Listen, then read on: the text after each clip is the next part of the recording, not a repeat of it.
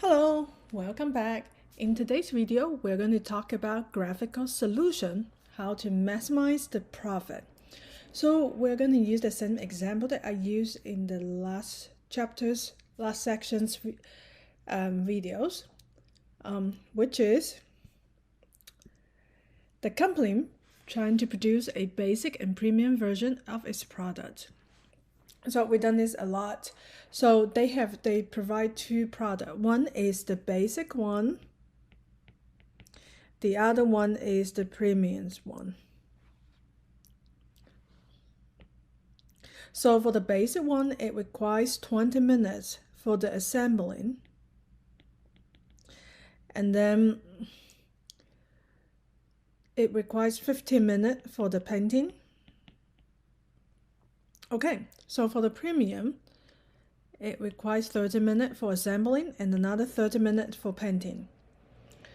Okay, so now the company has staffing for 3,900 minutes of assembling and 1,300 minutes of painting. So remember how we set up the question? Oh, let me change the color. Remember how we set up the question. So last time I let this is equal to x, this is y. So this time I'm going to switch it.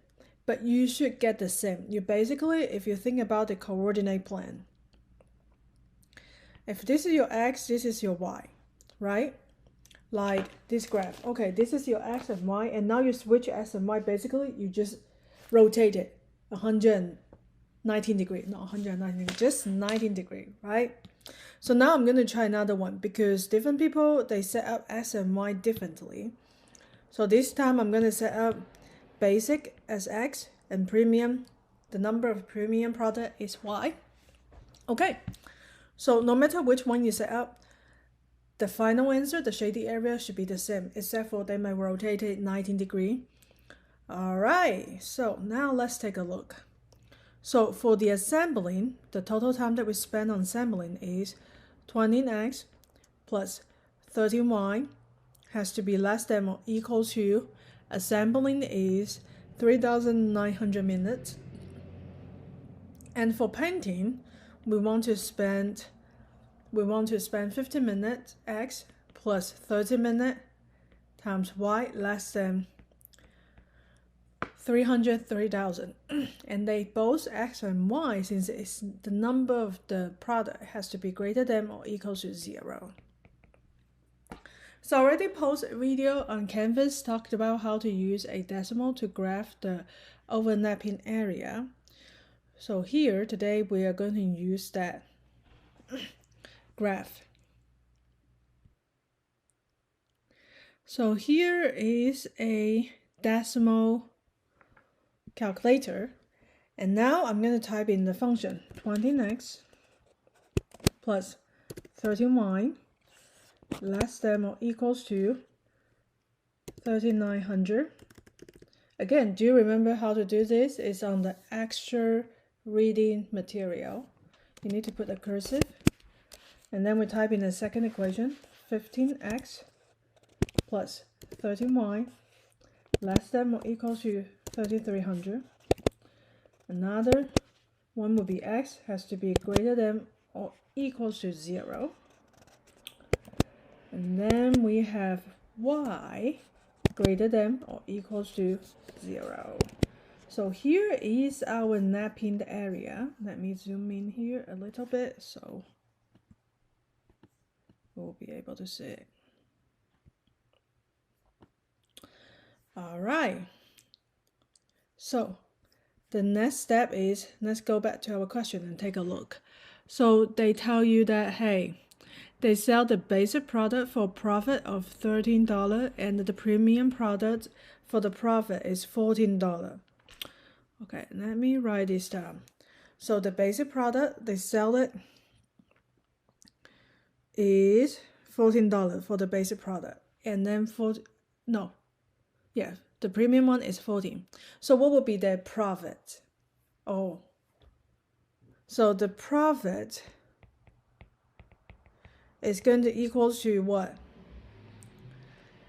The number of the basic product that you sell times the unit price, which is $13 times X, that's the total profit from the basic product. Add the total profit from the premium product, which is 14Y. So that would be your profit. So how much we want it to be? Now let's go back to Desmo and take a look. So in Desmo, if I put in a 9,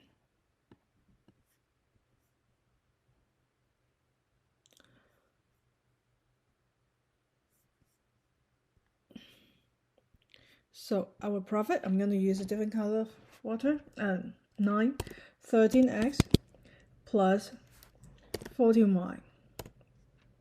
If we want this to be less than or equal to, I want it to make 2000. Well, is it visible? Do you see that there's some part of the blue line is inside the overlapping area, and some part of the blue line is outside of the shady area? So whatever inside the shady area, that means it's feasible for them to make $2,000 profit. So let's say I pick a random point in here, such as 12 and 41. Remember what X represented to? X represented to the basic product, and the Y represented to the number of the premium product. So that means, well, if I make, because this dot is on the blue line, if I make 12 basic product and the 41 premium product, my profit is going to be 2000. So what if, let me use a dash line. So what if I want to make more than 20,000? Let's say I want to make 500. Well, in 500, you can see the green line ups. Let me change it to dash line. In the green line, you can still see, hey, some of the green line is on the shaded area and some are not. So what does that mean? That means out of the shady area, let's put a point, like maybe this one, when x equals to 13 and y equals to 102. So out of this, okay, if you can make that much product, which is 13 basic product and 102 premiums product, your profit could be 5,000. However, these may access the staff in minute because they're not in the shady area. It's not in our solution. That means we want to pick a point within this area from this one to here. These are the area, the point that we can pick to make profit at 5,000. So how can we find the maximum profit? Are we going to keep trying? Like 13x plus 14y equals to 6,000. Well, you can see if I choose 6,000, which is the purple line, they're totally outside of the shaded area, which is, we call it visible area. So which means, well, if there's no way we can make 6,000 as a profit if we have the same staff in minute. So now we're trying to find the maximum of it. So what do you think would be the solution? Well, graphically, that means the line furthest to the upper right that still touches the visible region, which is our shaded area, on at least a point, this is going to be our maximum, which I'm going to show you where is it. So instead of the 6,000, it's going to be 5850. So did you see the line has interact with the region, the visible region, with one point?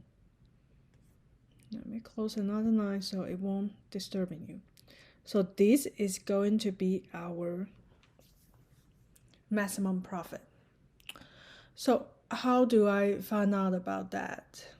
Because if you think about it, all the 9, if I see it again, what do they have in common? They are parallel to each other. That means their slope would be the same, right? So basically, we are trying to find the biggest y-intercept. Okay.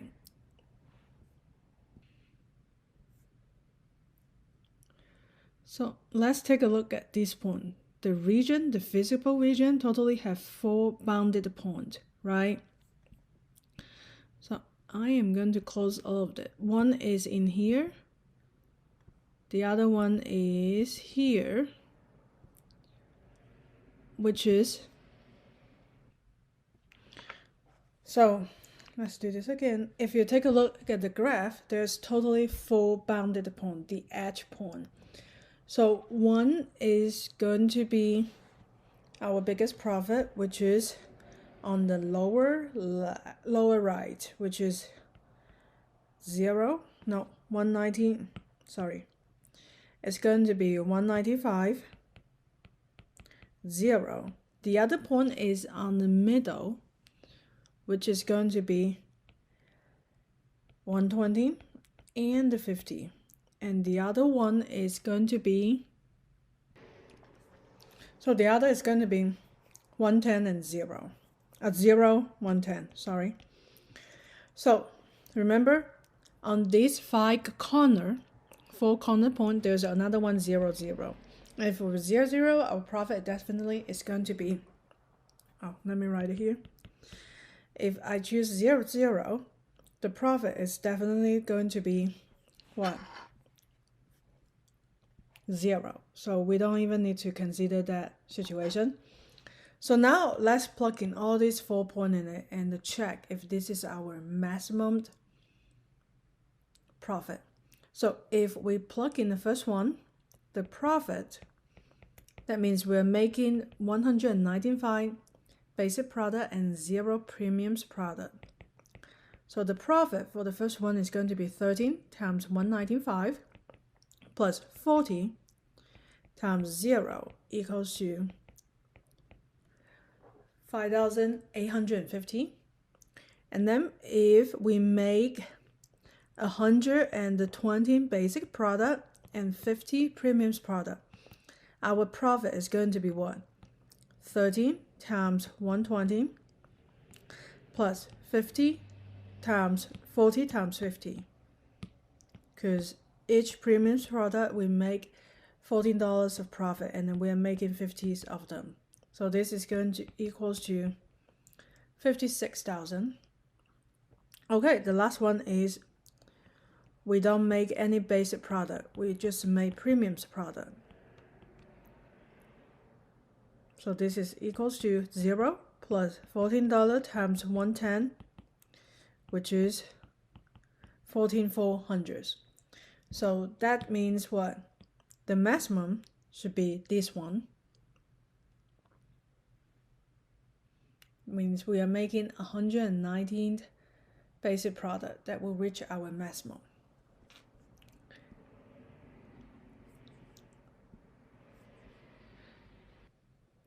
So in this type of question, we call it bounded linear programming problem. That means, as you can see for the Desmo graph, you will have 4 cornered, which is 0, 119.50 and 125.50, 0 and 110. This is called bounded linear problem, which is bounded by 4 corner point, as I highlighted in red. So if a solution exists to this kind of problem, then it occurs at one of the corner points. So that's why we test off the corner point for their profit. If the visible region, which is the shaded region, is unbounded, then the maximum value for the objective function does not exist. What is objective function? Objective function is the function we're trying to get, trying to find the maximum profit. So, and then the last one is if the visible region is unbounded and the objective function has only positive coefficient, then the minimum value exists. All right, I'm going to write this down and show you later what does that mean. So here's the key.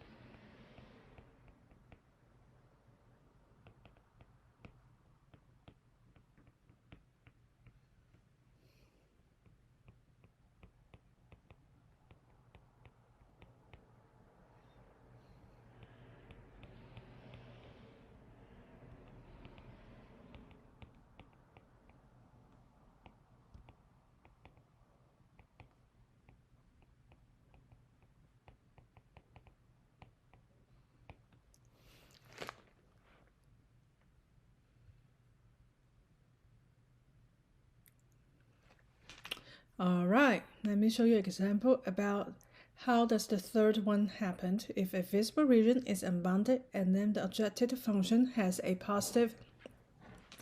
only positive coefficient, then the minimum value exists. So now let's take a look. So a healthy food business would like to create a high potassium blended of dry food in the form of a box of 10 fruit bars. It decided to use dry apricots, which have 407 milligrams of potassium per serving, and the dried dates, which has 271 milligrams of potassium per serving. The company can produce its fruit through in a bulk for reasonable price. Dry apricots cost $9.99 per pound and about 3 serving, and the dry dates cost about $7.99 per pound, about 4 serving. The company would like a box of bar that have at least recommended daily potassium intake of about 4,700 milligrams and contains at least 1 serving of each fruit. In order to minimize the cost, how many servings of each dry fruit should go into the box of the bar? Okay. So for this one, the first thing is we're trying to set up the questions. So we have dried apricot, and then dry date. And each of these contains what? Potassium,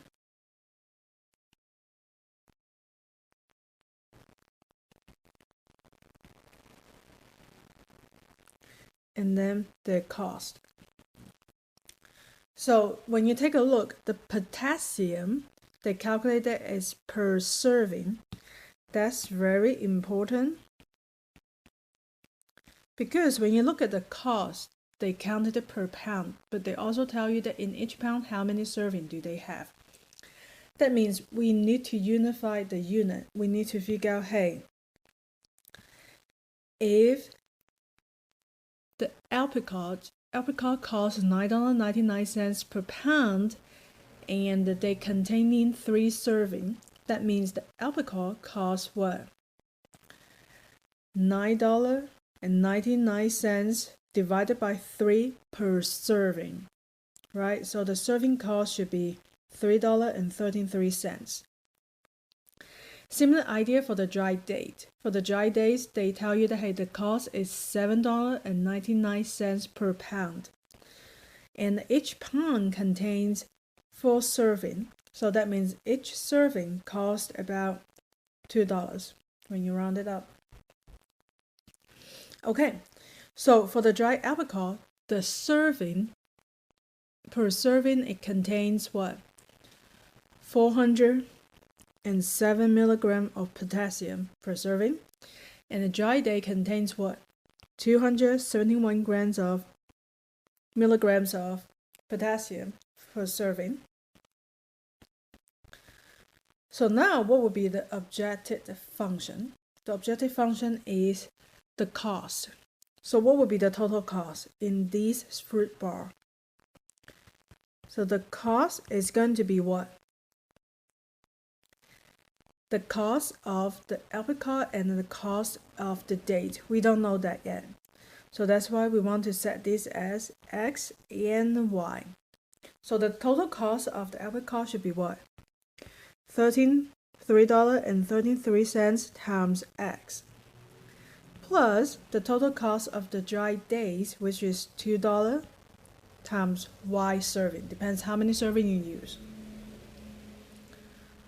Okay, so this is going to be our objective function, which they all have a positive coefficient. Okay, so now let's take a look. What do we want? So our goal, what's the constraint in here?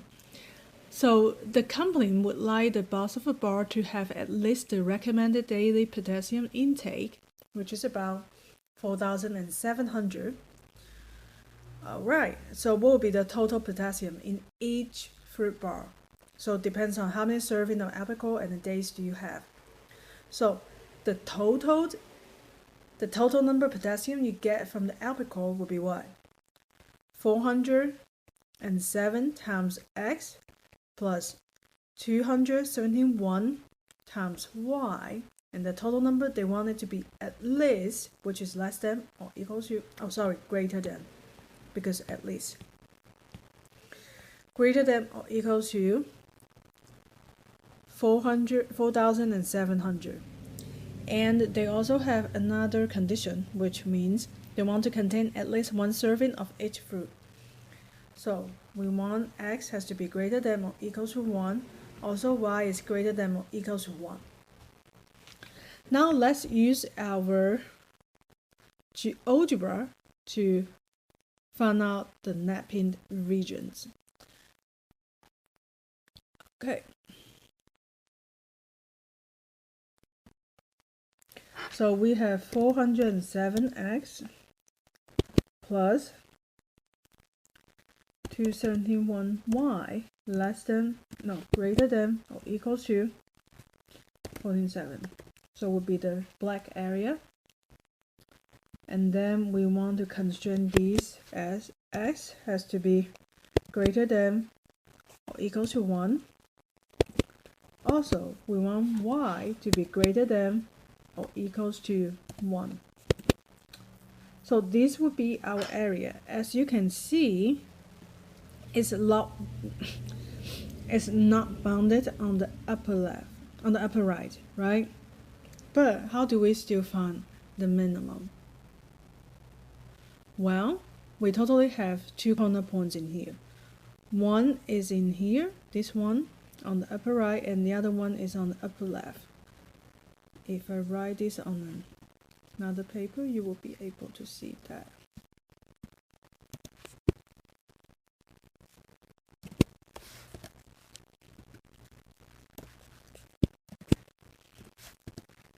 Okay, the overlapping one point is in here, the other point is in here, right?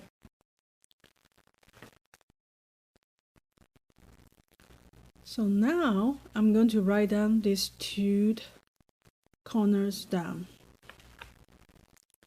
One is when x equals to 1, y equals to 15.8. And then the other one is when x equals to 10.9, approximately, and round it up. And then y is equal to 1. Okay, so now look back to our objective function, which is the cost function. We substitute these two numbers in it and see which one we will get the lowest cost. So now we have the point 1, 15.18, and then the other one is 10.9 and 1. Our objective function is the cost equals to 3.133x plus 2y. So the cost for the first plan is we use one serving of dried apricot and 15.8 serving of dried date.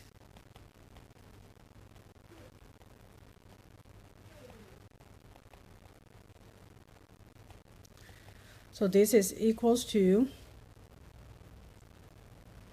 13.496. So the other one is we use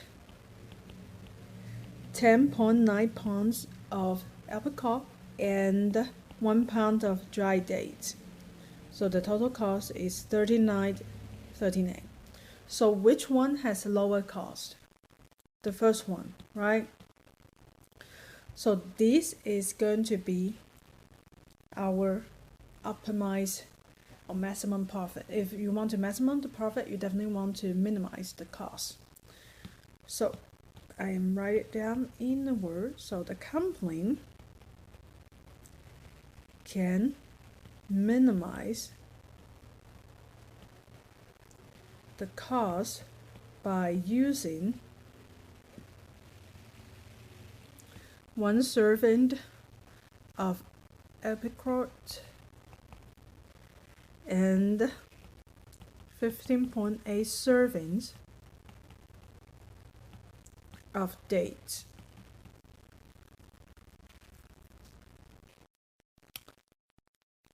So again, let me recap how to do this type of question.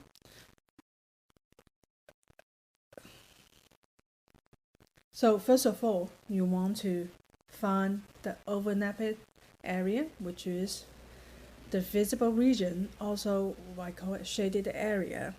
And after you find the shaded area, you test out if this is bounded, like this one, you test out all of these 4 corner points into your objective function to test out which one is the minimum or the maximum value that you are trying to find. Okay, so that's it for today. Let me know if you have other questions.